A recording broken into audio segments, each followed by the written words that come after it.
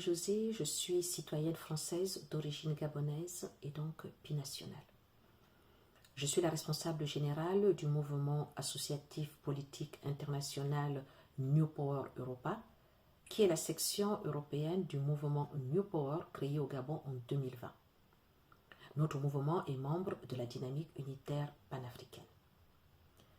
Je fais cette vidéo pour vous inviter à participer, comme moi, à la campagne du vote solidariste.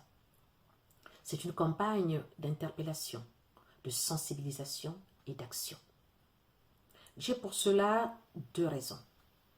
Une raison historique et une raison plus actuelle.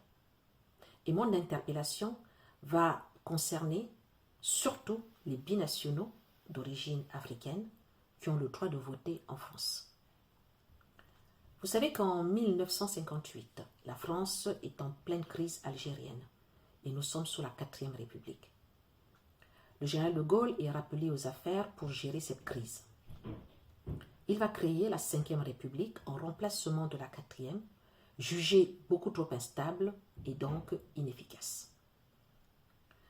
À la fin de la guerre d'Algérie, le même général de Gaulle va faire modifier profondément la constitution de la 5e République française et dans cette nouvelle version, le chef de l'État s'y attribue un domaine réservé, celui de la politique africaine de la France. Ainsi donc, de manière constitutionnelle, le seul chef de l'État français va prendre des décisions concernant la vie de la nation de ces 15 jeunes États nouvellement indépendants, ces ex-colonies. C'est une prérogative qui est exclusive, car il n'aura aucune obligation à rendre à la représentation nationale. C'est une ingérence institutionnalisée et qui se retrouve dans les accords de coopération que nous, au New Power, nous avons rebaptisés accords coloniaux dits de coopération. En effet, ces accords consacrent de manière nette la confiscation de la souveraineté de ces États. En d'autres termes, nous devons comprendre que lorsque, sous la 5e République, le chef de l'État français est élu, il est de facto le président de ces ex-colonies. C'est pour cela que nous avons pu observer cette forme de soumission que les chefs d'État africains ont vis-à-vis du chef de l'État français. De même, nous avons également pu voir le ton parfois condescendant, autoritaire ou paternaliste que le chef de l'État français a vis-à-vis de ses homologues africains. Nous, la diaspora africaine, et plus particulièrement les binationaux d'origine africaine, nous avons un rendez-vous avec l'histoire. Nous avons une responsabilité vis-à-vis de la France, qui est notre deuxième patrie, et de l'Afrique dont nous sommes issus. François Fanon disait à juste titre que chaque génération doit connaître sa mission, la remplir et ne point la trahir. Nous sommes formés, nous sommes éduqués, nous sommes conscientisés.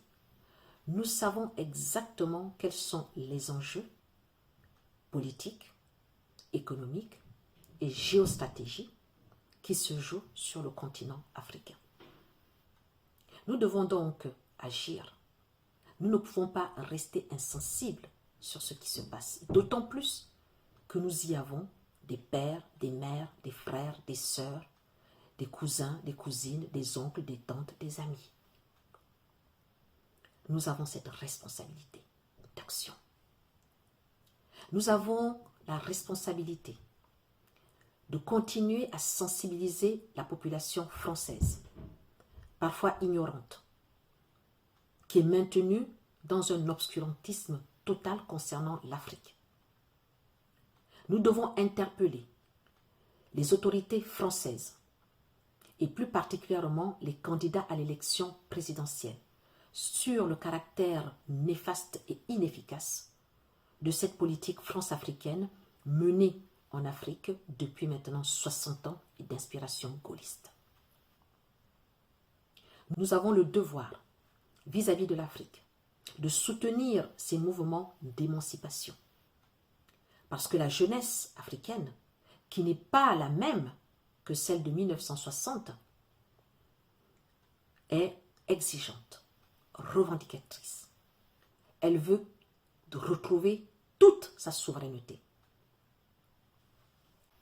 Vis-à-vis de l'Afrique, nous avons cette obligation d'accompagner les mouvements d'émancipation des peuples africains. En effet, les peuples africains de 2022 ne sont pas ceux de 1960. Notre jeunesse, qui est forte, vaillante, exigeante, veut absolument retrouver sa souveraineté pleine et entière.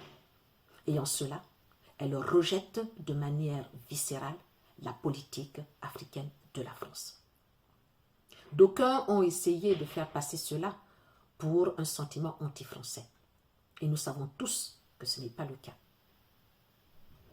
C'est simplement une revendication légitime, juste, d'autant plus que cette politique menée depuis des décennies n'a pas permis aux pays africains de sortir du sous-développement. Les pays africains subsahariens d'expression française.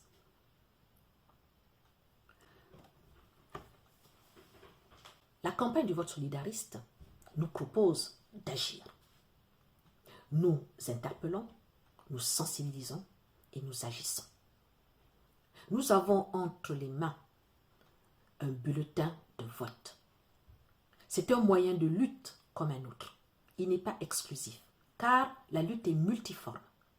Mais ce moyen peut nous permettre de changer la donne, lorsque il est bien utilisé, bien entendu. Nous sommes près de 3 millions de binationaux d'origine africaine, peut-être même plus. C'est un portefeuille électoral non négligeable et d'ailleurs nous sommes très courtisés.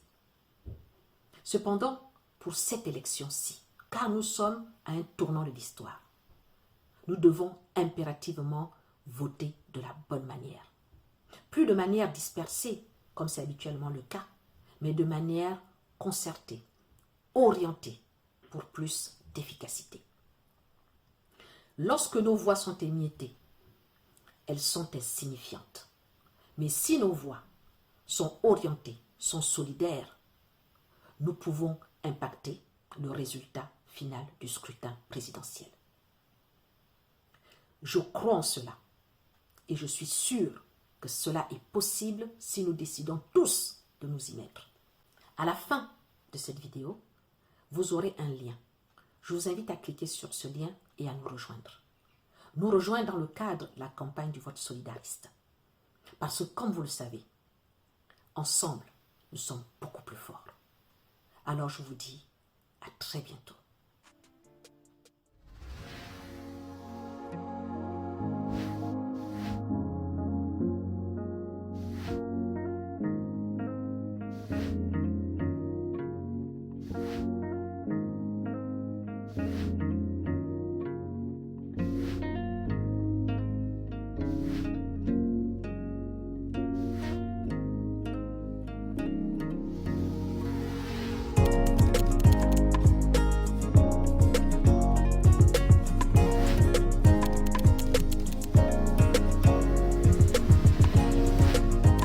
Rejoignez le vote solidariste, orientons nos voix pour changer la donne.